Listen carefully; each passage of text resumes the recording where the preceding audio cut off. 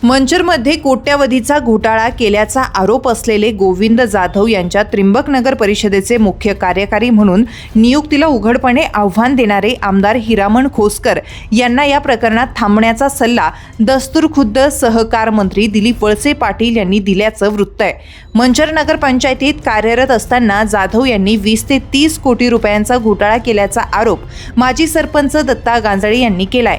नियमबाह्य निविदा प्रक्रिया, रस्त्याच्या दुतर्फा केलेली वृक्ष लागवड, 3.5 एकरात टाकलेलं शेणखत, बिल्डरसाठी वृद्धेला बेघर करणं, सीसीटीव्हीचं भाडं, एलईडीची खरेदी अशा एक ना अनेक कामात जाधव यांनी मोठ्या प्रमाणात भ्रष्टाचार केल्याचा गांजळे यांचा आरोप आहे। जाधव यांचा इतिहास माहिती असल्यानं आमदार खोसकर यांनी त्यांच्या नियुक्तीला उघडपणे आव्हान दिलंय। मुख्यमंत्र्यांचा PS अधिकाऱ्यांच्या नियुक्त्या करत असल्याचा आरोप खोसकर यांनी केला।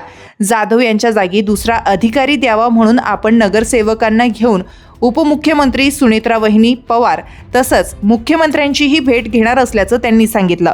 वेळ पडली तर उपोषणही करू असा इशाराही त्यांनी दिलाय। दरम्यान या प्रकरणात मंत्री वळसे पाटील यांची एंट्री झाली। खोसकर आणि ते एकाच पक्षाचे, त्यांनी खोसकरांशी संपर्क साधून त्यांना जाधव प्रकरण थांबवण्याचा सल्ला दिल्याचं बोललं जातं।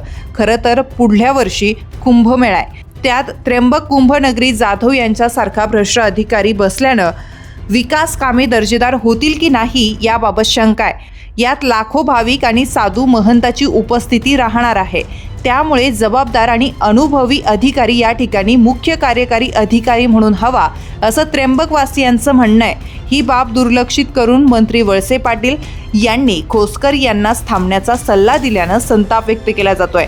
यात खोसकर नेमकी काय भूमिका घेतात याकडे त्र्यंबकवासियांचं लक्ष लागलंय।